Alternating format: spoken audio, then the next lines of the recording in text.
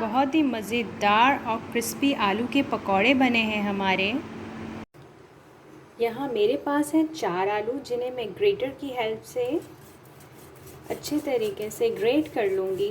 अच्छा, ग्रेटर की हेल्प से ग्रेट करने से ये होता है कि इसमें लम्प नहीं बनेंगे और इजीली हमारे मज़ेदार से आलू के पकौड़े तैयार हो जाएंगे। ये 4 आलू हमने अच्छे तरीके से मैश कर लिए हैं। ये बहुत ही मज़ेदार हमारे आलू के पकौड़े तैयार होंगे। बड़ी यूनिक रेसिपी है ये।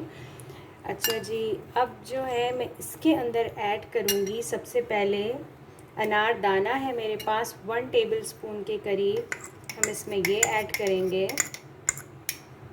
अनार दाने को जब भी आप यूज़ करें आपने उसको धोना लाजमी है, अदरवाइज़ उसके अंदर जो है मिट्टी होती है और आपकी सारी डिश जिसमें भी आप डालेंगे वो ख़राब हो जाएगी। साथ ही में मैं ऐड करूँगी 2 हरी मिर्चें हैं जिसे मैंने फाइन चॉप कर लिया है। हाफ़ टी स्पून के करीब मेरे पास ज़ीरा है। 1 टीस्पून के करीब है मेरे पास चिली फ्लेक्स, ये ऐड कर लूँगी। कुटी हुई लाल मिर्च 1 टीस्पून है। लाल मिर्च पाउडर ये ऐड करेंगे हम।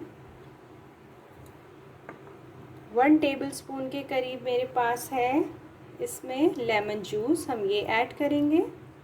ये बहुत ही मज़ेदार हमारे पकौड़े बनेंगे। मेरे पास है एक मीडियम साइज़ प्याज जिसे मैंने चॉप कर लिया है, जैसे हम घर में आम तौर पर ऑमलेट बनाते हैं बिल्कुल उसी तरीके से।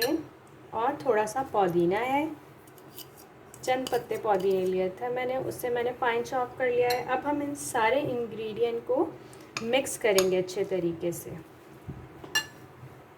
अच्छा, इसको मिक्स करने के बाद अच्छे तरीके से मैंने थोड़ा सा इसमें सॉल्ट भी चेक कर लिया था, मुझे कम लगा था तो मैंने ऐड कर लिया।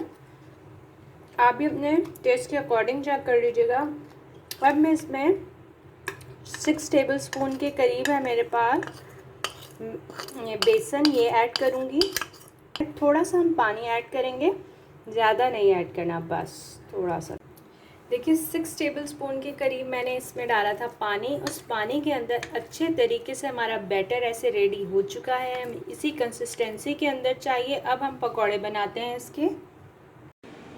एक पैन में मैंने ऑयल ले लिया है, अब हम इसके पकौड़े डालेंगे आलू के इस तरीके से।